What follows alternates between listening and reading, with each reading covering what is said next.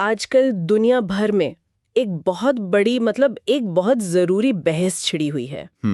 और वो है हमारे बच्चों और सोशल मीडिया को लेकर। बिल्कुल। बात इतनी बढ़ गई है कि ऑस्ट्रेलिया जैसा देश अब ये सोच रहा है कि 16 साल से कम उम्र के बच्चों के लिए सोशल मीडिया को पूरी तरह बैन ही कर दिया जाए। हाँ, ये खबर मैंने भी पढ़ी थी। तो ये सब सुनकर मेरे दिमाग में एक ही सवाल घूम रहा है, जो शायद कई लोगों के मन में होगा। क्या? कि वो बचपन जो कभी पार्कों में दोस्तों के साथ खेलकर बीतता था, वो अब फोन पर आधारित बचपन में कैसे बदल गया। और ये सवाल आज के समय का शायद सबसे बड़ा सवाल है। हाँ, आज हमारे पास जो स्रोत हैं वो इसी बदलाव की गहराई में जाते हैं। हमारा मकसद सिर्फ समस्या बताकर छोड़ देना नहीं है। नहीं, बिल्कुल नहीं। हम इन स्रोतों के आधार पर इस पहेली के हर हिस्से को समझने की कोशिश करेंगे। इस बदलाव की जड़ें कहाँ हैं, इसका बच्चों के दिमाग पर, उनकी सोच पर क्या असर हो रहा है। और सबसे जरूरी, क्या वाकई इससे बाहर निकलने का कोई रास्ता है? हाँ, चलिए तो फिर इसी गुत्थी को सुलझाने ही कोशिश करते हैं। एक स्रोत में एक बहुत दिलचस्प बात कही गई है, जिसे वो टेक्नोलॉजी का द्वंद्व कहते हैं। टेक्नोलॉजी का द्वंद्व। सुनने में थोड़ा भारी लगता है, पर इसका मतलब बहुत सीधा है। क्या मतलब है इसका? ये जो स्मार्टफोन है ना, ये हमें पूरी दुनिया से जोड़ने का वादा करते हैं। बिल्कुल, कनेक्ट करने का। पर असल में यह हमें अपने ही घर से, अपने दोस्तों से, अपने आसपास के माहौल से ही काट रहे हैं। सही बात है। एक ऐसा कनेक्शन जो हमें सबसे ज्यादा डिस्कनेक्ट कर रहा है। एग्जैक्टली। ये एक अजीब सा विरोधाभास है, और इसी बात को सामाजिक मनोवैज्ञानिक जॉनथन हाइट अपनी नई किताब द एंग्शियस जनरेशन में बहुत अच्छे से समझाते हैं। अच्छा। वो कहते हैं कि हमने अनजाने में बच्चों के लिए एक दोहरा जाल बिछा दिया है। दोहरा जाल? वो कैसे? एक तरफ है जिसे वो कहते हैं digital under parenting. Digital under parenting मतलब ये कि हमने बच्चों के हाथ में एक बहुत ही पावरफुल डिवाइस तो थमा दिया। हाँ, दे तो दिया, लेकिन उन्हें ये कभी नहीं सिखाया कि इसका इस्तेमाल कैसे करना है, इसके खतरे क्या हैं और इसकी सीमाएं क्या होनी चाहिए।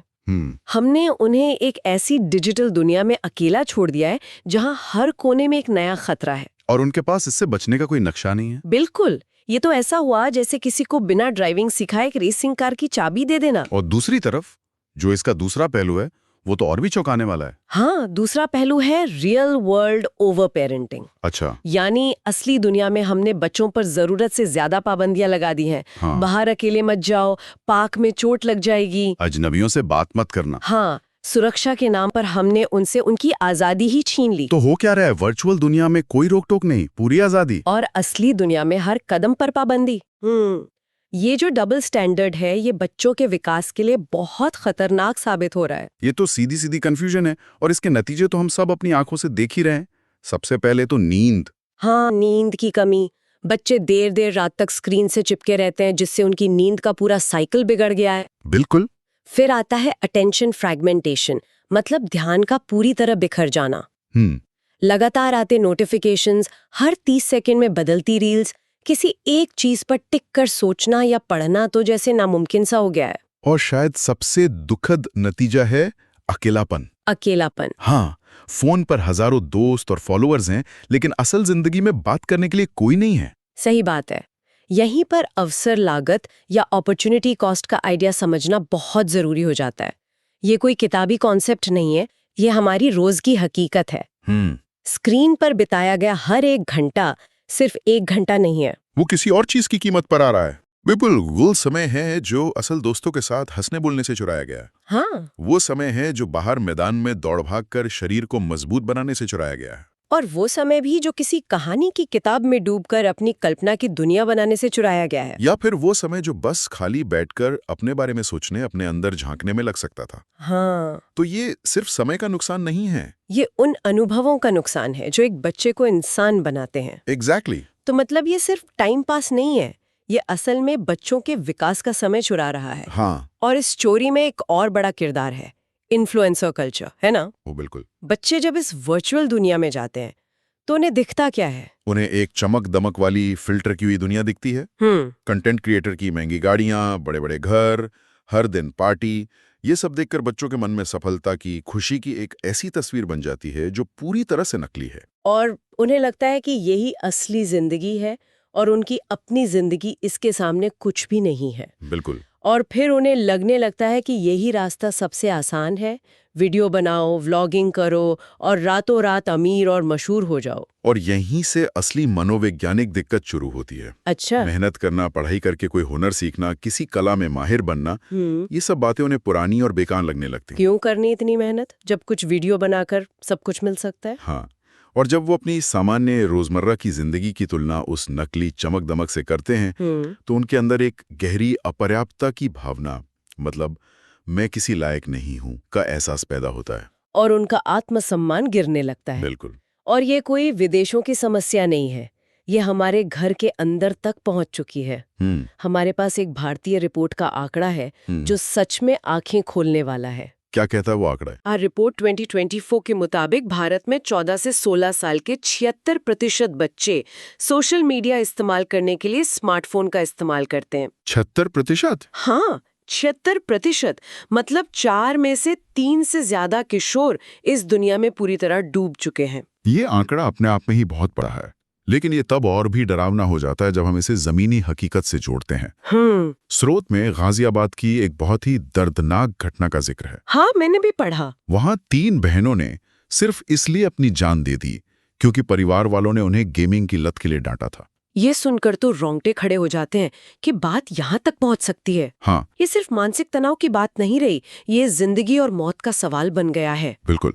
ये घटना हमें एक आईना दिखाती है कि ये संकट कितना गहरा है।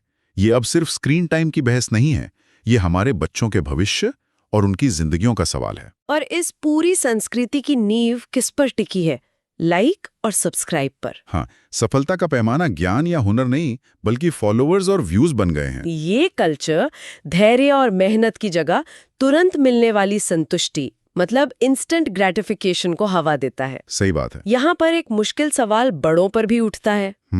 क्या हम यानी माता पिता और शिक्षक इस मामले में पूरी तरह से निर्दोष हैं? स्रोत में माता पिता के दोहरेपन या पेरेंटल हिपोक्रेसी की बात की गई है, जो मुझे लगता है बहुत जरूरी है। ये एक बहुत ही संवेदनशील लेकिन जरूरी मुद्दा है। देखिए, कोई भी माता पिता जानबूझ के अपने बच्चे का बुरा नहीं चाहता। नहीं, बिल्कुल नहीं। लेकिन हम एक ऐसे सिस्टम में फंसे हुए हैं जहां वयस्क खुद भी इसके शिकार हैं। स्रोत में एक शब्द इस्तेमाल हुआ है, एलियनेटेड लेबर। इसका क्या मतलब है? मतलब आज के कामकाज का वो माहौल जो इंसान को थका देता है, उसे अकेला और नीरस महसूस कराता है। हाँ। इस तनाव और बोरियत से बचने के लिए हम वयस्क क्या करते हैं? हम भी तो अपना फोन उठाकर रील स्क्रॉल करने लगते हैं। हाँ, ये तो सच है। दिन भर की थकान के बाद अक्सर फोन ही एक आसान सहारा लगता है। तो जब बच्चे हमें हर समय फोन में डूबे हुए देखते हैं तो हमारा उन्हें ये कहना कि फोन मत देखो कितना खोखला लगता होगा।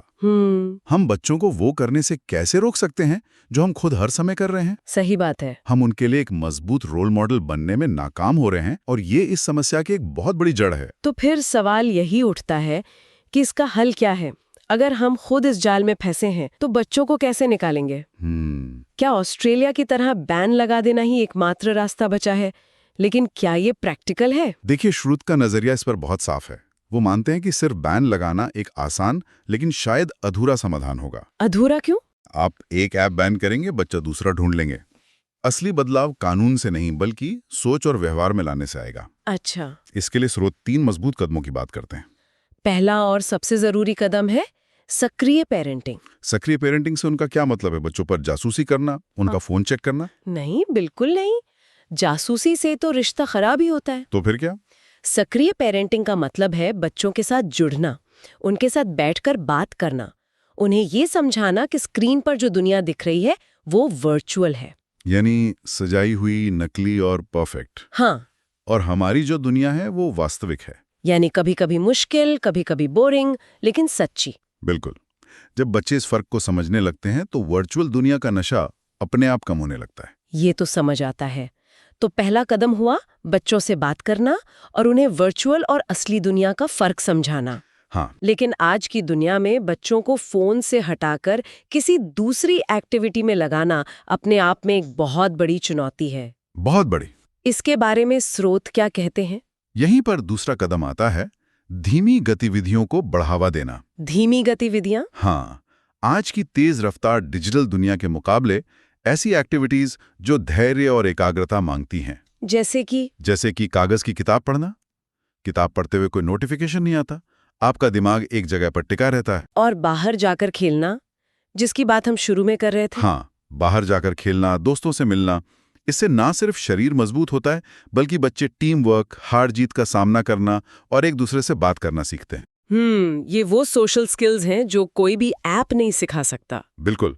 इसके अलावा गंभीर विषयों पर सोचना, घर में किसी मुद्दे पर बहस करना, ये सब दिमाग की कसरत है जो उसे मजबूत बनाती है। और तीसरा और आखिरी कदम, जो मुझे लगता है सबसे ज्यादा मुश्किल भी है, वो है इस वर्चुअल दुनिया की चमक दमक को उतारना। बिल्कुल। तीसरा बिंदु है वर्चुअल दुनिया को डी-ग्लैमराइज करना। मतलब बच्चों को ये सिखाना बहुत जरूरी है कि जिंदगी उबाऊ हो सकती है और उसमें कुछ भी गलत नहीं है। हर पल रोमांचक नहीं हो सकता। हर दिन इंस्टाग्राम की पोस्ट जैसा खूबसूरत नहीं हो सकता। जिंदगी अपूर्ण है और यही उसकी सच्चाई और खूबसूरती है। जब बच्चे इस बात को दिल से स्वीकार कर लेंगे तो उन्हें हर 2 मिनट में डोपामीन का नशा देने वाली रील्स की जरूरत कम महसूस होगी। तो अगर हम आज की पूरी बातचीत का सार निकालें तो ये साफ है कि ये संकट सिर्फ एक टेक्नोलॉजी या कुछ ऐप्स का नहीं है। नहीं, ये तो बचपन की परिभाषा के बदलने का संकट है। बिल्कुल। खेल के मैदानों से लेकर फोन की स्क्रीन तक का ये सफर बच्चों के सोचने, महसूस करने और दुनिया से जुड़ने के तरीके को जड़ से बदल रहा है। इसकी जड़ें बहुत गहरी, मनोवैज्ञानिक और सामाजिक हैं। और इसीलिए इसका समाधान भी किसी एक बटन को दबाने या कोई एक कानून बनाने में नहीं है। नहीं, इसका समाधान हमारे रोज के व्यवहार में, हमारी आदतों में और हमारी सोच में छिपा है। ये सिर्फ माता पिता की नहीं बल्कि स्कूलों, समाज और हम सबकी एक साझा जिम्मेदारी है कि हम आने वाली पीढ़ी को एक बेहतर, ज्यादा वास्तविक बचपन दें। हाँ, बिल्कुल बिल्कुल। ये एक ऐसी चुनौती है जिसे हम मुंह नहीं मोड़ सकते, क्योंकि ये हमारे भविष्य का सवाल है। और अंत में मैं श्रोताओं के लिए एक सवाल छोड़ के जाना चाहूंगा। जरूर। इस पूरी चर्चा में हमने बच्चों के लिए समाधानों पर बहुत बात की जी। लेकिन एक जरूरी सवाल यह है कि हम वयस्क जो अक्सर खुद इन्हीं डिजिटल आदतों से जूझ रहे हैं और इनसे निकलने का रास्ता ढूंढ रहे हैं, हम अपने बच्चों का मार्गदर्शन करने के लिए, खुद को बदलने के लिए कितने तैयार हैं? ये बहुत बड़ा सवाल है, क्योंकि शायद असली बदलाव की शुरुआत बच्चों से नहीं, हमसे ही होनी है।